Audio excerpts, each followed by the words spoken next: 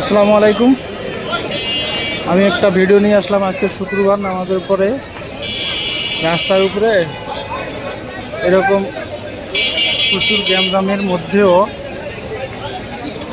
এক সাইডে দোকান লাগিয়েছে।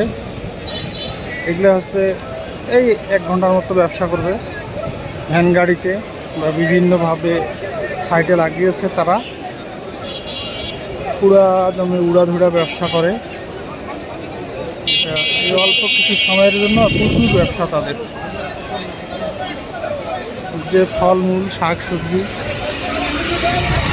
এবং বিভিন্ন কিছু যে ব্যবসাগুলো তারা করে থাকে রাস্তার উপরে,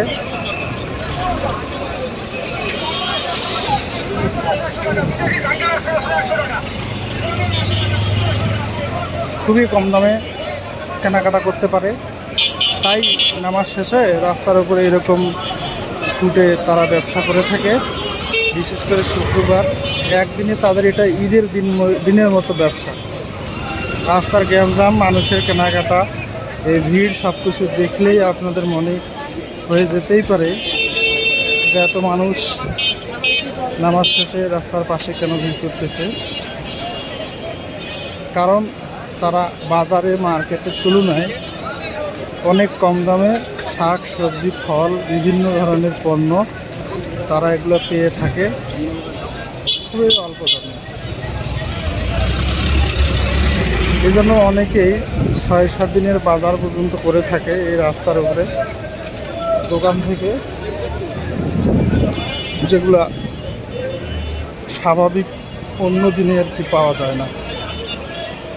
এমন কিছু নিত্য প্রয়োজনীয় দ্রব্য এই শুক্রবারে নামাজ শেষে পাওয়া যায় কল্পনারও বাইরে। আমি যে রাস্তাটার ভিডিও দেখাচ্ছি সেটা হলো বাইতুল নূর জামে মসজিদ। শুক্রবার নামাজ শেষে রাস্তার পাশে গরিবে নওয়াজ রোড, ঢাকা উত্তরা 11 নম্বর সেক্টর থেকে আমি এখন 10 নম্বর সেক্টরের দিকে যাইতেছি। প্রায় 1/2 কিলোমিটার জুড়ে এই রাস্তাটার মধ্যে এরকম ব্যবসা করে থাকে। তাই আমি অত দূর পর্যন্ত যাব না, এতটুকু আপনাদেরকে বুঝাইতে চাইলাম যে শুক্রবার রাস্তার উপরে এরকম অল্প সময়ের জন্য মানুষ প্রচুর ব্যবসা করে থাকে। বিভিন্ন ধরনের ফল, শাক সবজি এবং আরও কাঁচামালের যে কোনো জাতীয় দ্রব্য অল্প দামে যেগুলো পাওয়া যায় শুক্রবারের তুলনায়, মানে অন্য বারের তুলনায় শুক্রবারে পেয়ে থাকে এবং বাজারের থেকে অনেক কম দামে। ভালো থাকবেন, সুস্থ থাকবেন। আসসালামু আলাইকুম, আল্লাহ হাফিজ।